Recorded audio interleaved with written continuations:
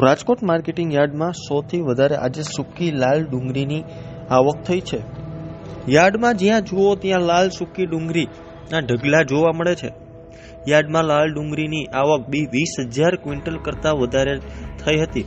ત્યારે જાણીએ રાજકોટ માર્કેટિંગ યાર્ડમાં આવેલા ખેડૂતોને એક મણ લાલ ડુંગળીનો શું ભાવ મળ્યો હતો. રાજકોટ માર્કેટિંગ યાર્ડમાં અત્યારે ડુંગળી બાદ સૌથી વધારે આવક કપાસ, સોયાબીન અને બટેટાની આવક જોવા મળી હતી. પણ કપાસના ભાવે ખેડૂતોને નિરાશ કર્યા છે. કારણ કે શરૂઆતમાં કપાસના ભાવ ખેડૂતોને 1550 થી વધુ મળ્યા હતા, પણ હવે 1500 આસપાસ જ કપાસના ભાવ મળી રહ્યા છે, જેથી ખેડૂતોમાં ક્યાંક ને ક્યાંક નિરાશા જોવા મળી રહી છે.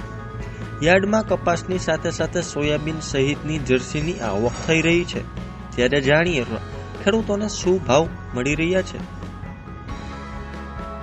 બીજી તરફ યાર્ડમાં અત્યારે મગફળીની આવક પર રોક લગાવવામાં આવી છે.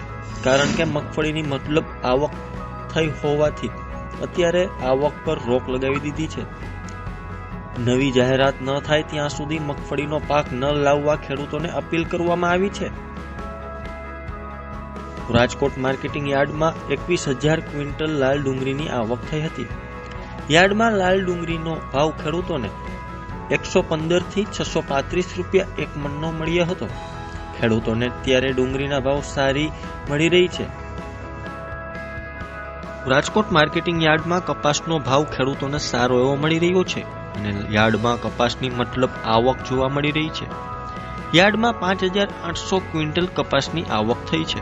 ખેડૂતોને એક મણ કપાસના 1250 થી 1500 રૂપિયા ભાવ મળ્યો હતો. યાર્ડમાં મગફળીની સાથે સાથે સોયાબીનની પણ આવક થઈ હતી. સોયાબીનની 1300 ક્વિન્ટલ આવક થઈ હતી. ખેડૂતોને એક મણ સોયાબીનનો ભાવ 790 થી 830 રૂપિયા ભાવ મળ્યો હતો.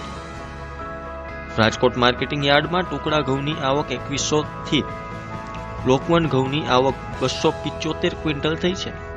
ભાવની વાત કરીએ તો ટુકડા ઘઉંના ભાવ ખેડૂતોને 598 થી 660 રૂપિયા અને લોકવન ઘઉંનો ભાવ 590 થી 615 રૂપિયા એક મણના મળ્યા હતા.